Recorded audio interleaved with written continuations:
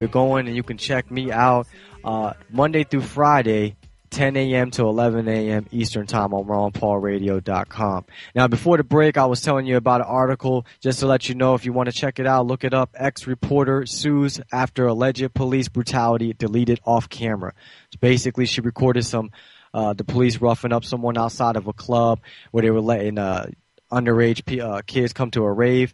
She filmed it. The officers wanted the tape. They frisked her. They took the tape, and when they gave it back to her, she was able to prove that they deleted the part that where the police was where they pushed the person down or was roughing up someone. So more of the police state, more of the police doing whatever they feel like. What if it was you or me tampering with evidence? We'll be in jail. So it's just. You got an officer, you got a badge, you get away with whatever. You're above the law. But anyways, I want to jump into this next clip before we get to the end of the show here. If you listen to the news, you watch the news, you can see that Ron Paul's message is spreading so much that they have to combat some of Ron Paul's stances without saying Ron Paul, without making it seem like they're going directly towards Ron Paul. So they had this thing on CNN. It was a clip, and it's a segment called The New Cold War. And they're talking about how now that Iran and North Korea are a nuclear threat, that this is worse than the last Cold War. This is going to be worse. And even though they don't have the same amount of power, it's unpredictable. That's why it's worse.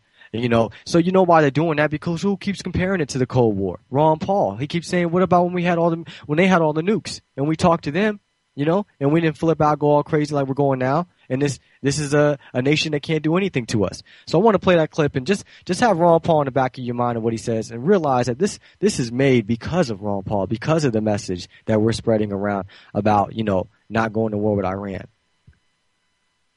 Now add in Iran, which security experts also believe is hiding nuclear secrets, and the big picture gets much more critical. Look at this. Look at how the nuclear map is changing. During the Cold War, there were only 5 nuclear nations: the U.S., Russia, Britain, France, and China. Now the list includes India, Pakistan, Israel, North Korea, and Iran may possibly be just over the horizon. All of this has security experts wondering if we're entering the brave new world of a new Cold War, which could be much more unstable and threatening than the old one. Tonight, former Defense Secretary William Cohen is weighing in.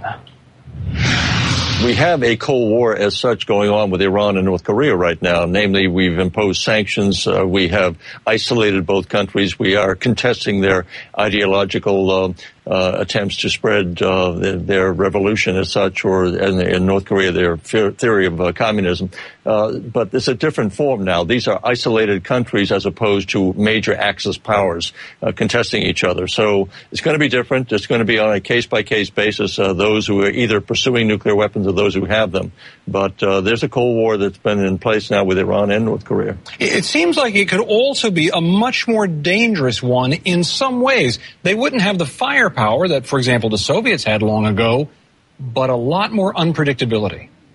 That is true. That raises the issue of North Korea in particular, because you have a young leader now, 28, 29 years old, very little world experience, and under the pressure now from his military, having been sufficiently embarrassed by this most recent failure, he may feel compelled to take more action, nuclear tests being one of them, or some other provocation, in order to demonstrate they're still here, they're still powerful, at least from a military point of view, and the rest of the world has to contend with that. What can we do? It seems like we've tried sanctions against Iran, we've tried sanctions against North Korea, we've put on pressure, and time and again it seems as if they thumb their nose at the world and say, we're going forward. Well, actually, sanctions are working. Sanctions have worked in terms of dealing with Iran. I think Iran now feels the pressure really tightening around their economy, and they're more willing than they have been in the past to really sit down and start negotiating. Whether they will ever come up with a policy that will be satisfactory, all concerned, remains to be seen. But I think the sanctions are really starting to bite. I think the sanctions have also been effective with North Korea. North Koreans want to have a guns and butter policy, their guns and our butter. And I think the answer has to be, no, you can't have it both ways. You're not going to continue to experiment with rocket launches and nuclear weapons and expect us to provide food for your people. Well, let me ask you one last thing about those sanctions, though, because this is what troubles me about it. Even if they're having an effect, you're right, though. The march has continued. And I find it very hard to imagine that within another 3 or 4 or 5 years that Iran won't have a nuclear weapon, and that the North Koreans won't be closer to having a means of delivering a nuclear weapon wherever they wish?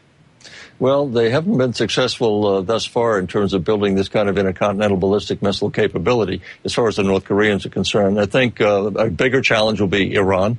But I am convinced that if the Chinese and the Russians really send this signal to the Iranians that they can't split the UN Security Council, that everybody is on board, that it's a bad idea for Iran to go forward, that they have an option here to have civil nuclear programs for their peaceful purposes, that can be achieved without them pursuing a nuclear weapons capability. If the Chinese and the Russians really join in full force with the rest of the countries and the rest of the international community, I think that they can persuade the Iranians to go down and choose the right path and not the one they're on now. And that is a big... So, yeah, they know that their propaganda isn't working. You know, that's why that peace was made, because of Ron Paul. They gotta compare it somehow to the Cold War and then somehow build up more fear to make it seem like it's even worse than the Cold War. You know, because it's not working. They telling us that we got to go bomb Iran, and most of us know that we don't. It's just hype. It's just lies, propaganda. You want to send more of our brothers and our sisters to these wars to die for no reason. And for example, I'm looking at a report right now, Press TV. For every U.S. troop killed, 25 veterans commit suicide. The report says. A shocking new report reveals that for every U.S. soldier killed this year, about 25 war veterans have committed suicide. 25 for every one. According to the New York Times article published on April 14th, an American soldier dies every day and a half on average in Iraq or Afghanistan, while veterans kill themselves at a rate of 1 every 80 minutes. So let's just say an hour and a half. Every hour and a half. Matter of fact, I did my show earlier this morning. That was a couple hours ago, so that's probably 2 or 3 soldiers dead since my last got on air on Ron Paul Radio. This is amazing. But where are the Democrats that want to stop the wars? Where's the anti-war movement? The Republicans don't want to stop it. The Ron Paul Revolution is going to stop it. We have to stop it. That's why you have to donate. We got to give more money. Things like this. Think about it. One soldier every hour and a half is killing themselves. This is just mind-boggling that we could just sit here and be okay with it. Our president, they could sit here and talk about dumb issues, you know, contraceptives and Ann Romney and his mother economic stupid issues like this. Oh, and by the way, talk about the GSA spending all this money, blowing tax monies at Las Vegas and stuff. You know, man, that's nothing compared to what the Federal Reserve is doing. Why aren't you showing up at their building? Why aren't we having more hearings on that? Why aren't we auditing the Fed and then ending them? You're telling us about these little. This is nothing. We need to get the bigger. We got bigger fish to fry. But they don't want you to know about that. They don't want you to be concerned about the Fed. Don't worry about that. Let's look at these people here that blew some money, not the people that's blowing all the money. And not just that, they're making the money and giving it away for free while you and me paying for it. But I'm supposed to get hyped up because a couple people have some good time in Vegas, which don't get me wrong, it ain't right. That's why Ron Paul says the government shouldn't be involved. That's proof right there. But at the same time, you know, somebody breaks I'm not worried about the kid who broke a window. I'm worried about the kid who burned the house down. You know what I'm saying? It's like, come on. Let's talk about the root of the problem, the real problem. Anyways, we're approaching the end of my show, or end of the show. Again, I'm filling in for Hank Xavier. He should be back tomorrow, HX Live, so check him out. You could check me out, Occupy the Media, Monday through Friday, 10 a.m. Eastern Time on RonPaulRadio.com. And, yeah, we got to keep the movement going, get more delegates, and, take over this convention. We have to take over this convention. Ron Paul has to be president. You see all this police brutality going on. We're losing our rights. We're getting spied on. You know, we're about to be getting hit with drones soon. Who knows what else is coming? We got people being tortured in downtown L.A. who ain't even in L.A., in the county jail. They're coming to visit. So, so also check me out on Facebook, Paco Elijah. You can get clips from my show. You know, I break it up, put it on YouTube from my previous shows. Also on YouTube, Paco757, and on Twitter, Occupy the MSM.